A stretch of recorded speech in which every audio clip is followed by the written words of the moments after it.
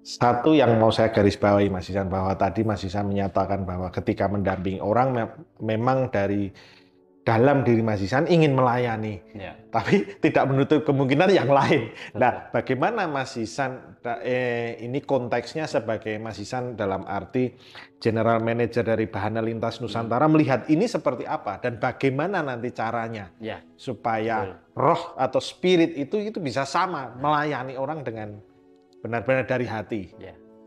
Kita tentunya melihat banyak hal yang sudah terjadi di sini dan ada yang memang harus kita benahi, ada yang pembenahan-pembenahan kita lakukan di banyak sisi, terutama sebetulnya yang Bapak ingin sampaikan untuk pondasi awal untuk meraih kehidupan yang bahagia, yang berlimpah, yang apa punya sisi manfaat itu landasi dulu dengan spiritual yang baik, penyadaran diri atau Ya, kesadaran lah ya tentang kesadaran itu, sadarkan diri dulu, baru nanti sebetulnya yang lain akan mengikuti. Yang lain itu apa? Dunia sebetulnya. Saya sering gambarkan gini, kalau orang hidupnya baik, kemana dia ketemu orang dan orang selalu happy atau mendapatkan pencerahan, mendapatkan kebaikan yang dari mereka miliki, ini kan kemanapun nanti dia akan menebarkan kebaikan, Mas Vito. Ketemu Mas Vito misalkan baik, Mas Vito juga senang ngobrol, merasa ada manfaatnya, ketemu yang lain juga sama, ketemu yang lain juga sama. Ini sebetulnya akan mempermudah hidupnya, ya kan? Karena orang memandangnya baik, memandangnya dia punya manfaat atau dia itu selalu punya pikiran yang positif. Kemanapun dia itu akan disambut oleh semesta sebetulnya. ya. Maka nanti kalau dia terus melakukan hal-hal yang seperti itu, kedatangannya itu akan dirindukan banyak orang. Saya lihat Bapak sekarang, benar nggak? Kemanapun beliau pergi, ingin sekali orang itu bertemu beliau dan ucapkan terima kasih dan rasa syukur. Ini kebahagiaan yang luar biasa.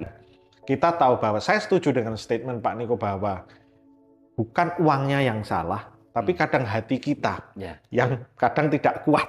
Oh iya betul. Nah, bagaimana Mas Hisan dalam arti melihat ataupun juga melatih diri selama ini berproses menjadi orang yang dalam tanda kutip bisa mengendalikan diri. Ya. Itu kita bicara ini supaya orang anggota-anggota juga bisa meneladani Ya. itu. Karena mau tidak mau kan kita juga berproses untuk satu roh tadi. Betul, betul, Mas, Gitu. betul. Bahwa sadari dulu bahwa dengan kita pandai mengendalikan diri itu berarti kita siap berproses. Orang yang siap berproses dan siap diproses oleh semesta ini orang yang akan taat terhadap hukum-hukum ketuhanan ini, Mas. Ya. Bukan hukum manusia, dengan hukum Tuhan. Karena kalau kita sudah mengerti bahwa hukum semesta ini selalu memantulkan hal yang sama yang akan kembali ke kita harusnya sudah menjadi paham bahwa kita ciptakan sebab yang seperti apapun, akibatnya akan selalu sama. Sebabnya baik, nanti akibatnya baik. Sebabnya buruk, akibatnya buruk, kan gitu Mas Beto. Nah ini harusnya menjadi motivasi setiap diri. Nah, karena kebahagiaan itu letaknya di situ. Kebahagiaan itu letaknya ketika kita mengenal diri, kita mengenal Tuhan, dan hidup sudah nggak ada beban, kan gitu. Nggak ada beban lagi. Jadi hidup yang nggak ada beban itu selesai dirinya. Hidup yang nggak ada beban itu hidup yang bagaimana? Apakah tidak punya tanggung jawab Gitu ya. atau bagaimana? Adapun tanggung jawab terus ditinggalkan, gitu kan, jadi nggak punya beban. Nggak seperti itu, sebetulnya. Kita melihat apapun yang terjadi itu dalam satu sudut pandang yang baik, selalu baik. Ini orang yang sudah nggak punya beban. Contoh, orang yang belum belajar kesadaran atau belum menempuh jalan spiritual itu akan memandang itu buruk. Itu nggak cocok buat saya. Itu tidak saya inginkan. Ini mungkin dianggap sebagai tadi nasib buruk, musibah, bencana dan lain sebagainya. Tapi orang yang belajar kesadaran, sudah menempuh jalan spiritual itu, dia memaknainya sudah berbeda. Tuhan, ini kejadian ini memang berat untuk saya. Bisa jadi seperti itu. Tapi hamba mengerti Tuhan, ini caramu mendewasakanku, ini caramu mendidikku, caramu memberikan pelajaran atau memberikan kasih sayangnya. Karena hamba sadar ketika hamba tumbuh, hidup hamba, ego muncul, pengakuan muncul, kesombongan muncul, merendahkan orang lain, merasa baik. Maka ini suatu pendidikan yang kau hadirkan untuk menyadarkanku, untuk menjadi manusia yang lebih baik, punya derajat yang lebih tinggi, punya kedudukan yang lebih baik, dan manfaat hidup dirasakan oleh banyak orang. Kenapa uangnya kan gitu? Kenapa bukan sang pemilik uangnya kan gitu? Kan harusnya fokusnya ini, maksudnya ya? Ya fokusnya. Kalau kita kan uangnya kan ini hasil ciptaan saja kan gitu. Hasil ciptaan, hasil karya yang bisa kita gunakan di sini. Memang dengan uang itu kita bisa beli ini, beli itu, beli. Tapi kan kita lihat banyak orang di sana uangnya sudah banyak mungkin, atau mengalami hidup yang kaya raya, tapi masalah mereka tidak sanggup hadapi, hidupnya tidak bahagia, sampai bunuh diri dan lain sebagainya. Banyak cerita-cerita di luar sana. Bukan dia tidak punya uang, ya, gitu. Tapi fokus ke sininya bukan pada sang sumber itunya, tadi, sang pemilik uang kan itu. Kenapa kepada surganya, bukan kepada sang pemilik surga kan itu. Ini kan akan lebih kepada kesejatian ini. Ini kita terkecoh sebetulnya Mas Peter. Kita terkecoh kepada makhluknya ini tadi. Saya mungkin bisa jadi ketemu dengan orang sebelumnya belum ada cerita apa-apa, tapi tiba-tiba mereka memaki-maki saya, memarahi saya dan lain sebagainya. Kalau saya memandang manusianya, pasti timbul dendam, tidak terima, emosi. Dan ini cara untuk pengendalian diri, yang melatih diri. Tapi coba lihat kepada sang dalang tadi, lihat kepada sang maha pencipta tadi. Sebetulnya mereka hadir itu untuk menguji kita, tes istilahnya, coba kesabaranmu dan lain sebagainya. Kadang kita kan mengalami kejadian di hidup ini sebelumnya tidak pernah kita rencanakan dan kita pikirkan, tapi terjadi kan itu ya. Nah disitulah letak pelajaran sebetulnya. Nah tentang uang tadi ya, jangan pandang uangnya, tapi pandanglah kepada sang pemilik uang. Ini justru memiliki segalanya. Kita harus selalu ingat Tuhan, tapi Tuhan yang dipersepsikan setiap orang itu beda-beda. Mungkin bahkan menciptakan Tuhan-Tuhannya sendiri karena mungkin dia sesuatu itu penting sehingga dalam tanda kutip menuhankan itu. Betul. Nah itu bagaimana? Sesuatu yang kita pertuhankan, jadi bisa macam-macam itu. Nah ini orang awam ya, jadi bisa menuhankan banyak hal. Kedudukan, dia pertuhankan apa? Karena dia upayakan bagaimana caranya, entah itu caranya baik dan buruk, untuk sampai kepada posisi itu. Atau mungkin dia menuhankan tentang dunia, tentang keuangan, bisa jadi. Atau apalah jabatan, pengakuan, atau menuhankan dirinya sendiri, bisa jadi. Karena kalau orang menuhankan dirinya sendiri itu ketika dia sukses, berhasil, akunya muncul gitu. Aku, ilmuku, ya, hebatku, kerja kerasku, terus amal baikku, bisa jadi ibadahku, sedekahku, berbagiku dan lain sebagainya. Akunya muncul. Yang harusnya sebetulnya kalau dia sukses dalam kehidupan, kan tinggal katakan saja terhadap Tuhan, Tuhan terima kasih, Engkau mudahkan semua urusan pekerjaanku, hingga hamba mencapai kesuksesan. Tuhan terima kasih, Engkau titipkan kecerdasan. Ya. Tuhan terima kasih, Engkau mampukan, Engkau pisahkan, dan lain sebagainya. Kan seperti itu lebih nyaman. Nah, mengenal Tuhan, ini akan mengenal apa yang dimau Tuhan. Yang dimau Tuhan, terima ini sebagai sebuah kebenaran, terima ini sebagai sebuah kenyataan, sebagai sebuah kebaikan, sehingga tidak tergoncang psikis kita. Jadi kita akan nyaman. Orang bilang masalah besar, kita bilang itu berkah, itu pendidikan, itu. Orang bilang itu bisa jadi bencana kan itu. Kita memaknainya itu cara Tuhan mendewasakan atau apa yang baik kan gitu.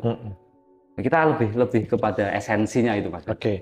Dan Tuhan seperti ini yang coba dikenalkan oleh dinasti Nusantara ke setiap orang yang datang. Betul. Tuhan yang penuh kasih, Tuhan yang tidak pernah membeda-bedakan, Tuhan yang kasihnya tanpa batas, tanpa syarat itu tadi.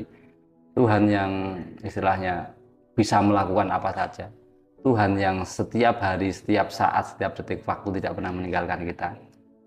Tuhan yang terus menjaga kita. Kita akan diciptakan, bukan hanya diciptakan, tapi dijaga detik demi detik sebetulnya. Kan Tuhan tidak pernah meninggalkan kita. Tapi banyak orang sibuknya meminta. Karena apa? Merasa belum diberi. Padahal Tuhan memberinya itu setiap saat. Nah ini kan tentang mengenal tidak terhadap Tuhan gitu. Kalau orang masih meminta itu berarti tanda dia belum mengenal Tuhan. Nah itu atau saya atau siapapun orang tua terhadap anaknya itu ingin memberi yang terbaik, terhadap keluarganya ingin memberi yang terbaik. Tidak perlu diminta, kita sudah siapkan itu sebetulnya. Anak nanti sekolah di sini, anak fasilitas yang perlu saya sediakan ini akan berusaha memberikan yang terbaik sebetulnya. Nah, karena anak ini belum dewasa atau belum mengenal ayahnya atau keluarganya, dia kalau diberi akan meminta lagi. Minta ini, minta itu, minta ini. Nah, ini tanda anak yang belum bisa berpikir secara dewasa dan belum mengenal ayah ibunya. Sama manusia yang belum kenal terhadap Tuhannya, itu akan pasti kecenderungannya meminta, tidak bersyukur, tapi meminta. Nah, itu saya sadari dulu waktu saya menempuh proses perjalanan spiritual 4 tahun, Mas Beto.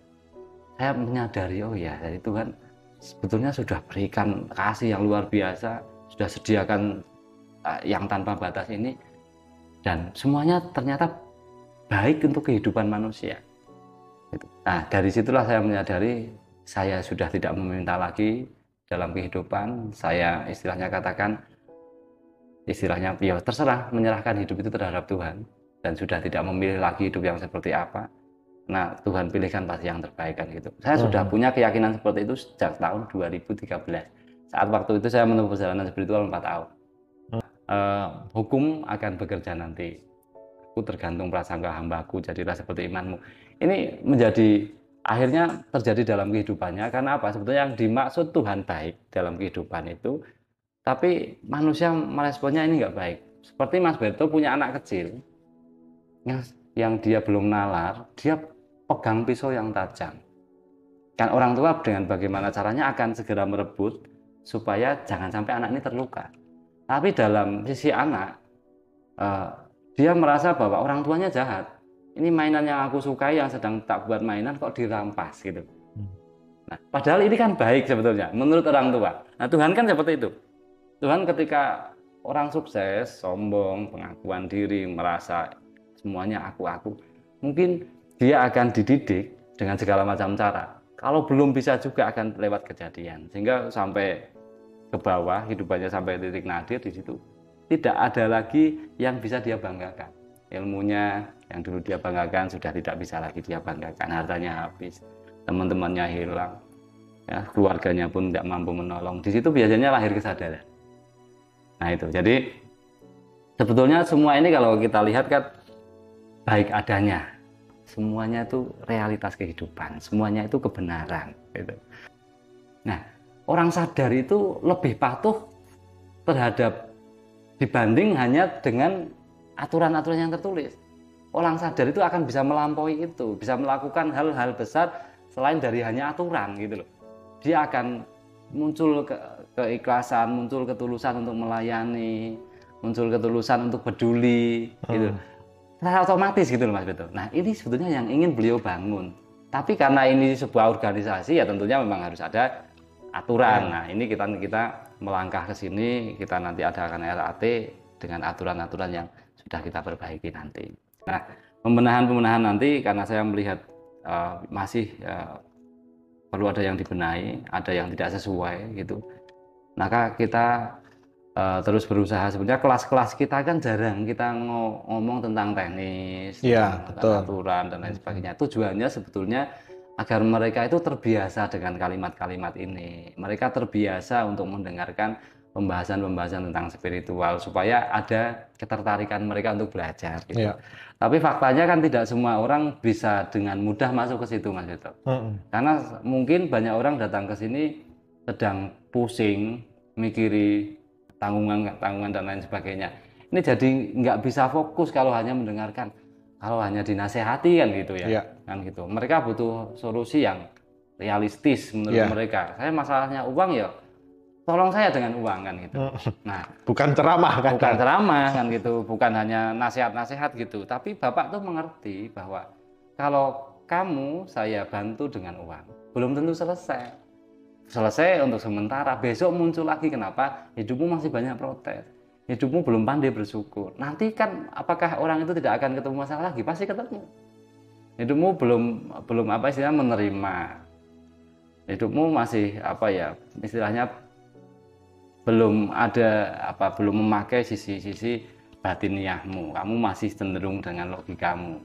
Kan beliau bisa melihat kalau hanya diselesaikan uangnya, tidak dididik secara spiritual, ya nanti pasti masalah lagi. Karena beliau mungkin sudah praktek gitu. Dulu kan katanya di tahun lalu sebelum jadi Bahana Lintas Nusantara itu kan beliau kan ngasih modal untuk usaha, ngasih modal untuk usaha. Faktanya kan nggak jadi Mas Beto. Faktanya banyak orang bermasalah di situ.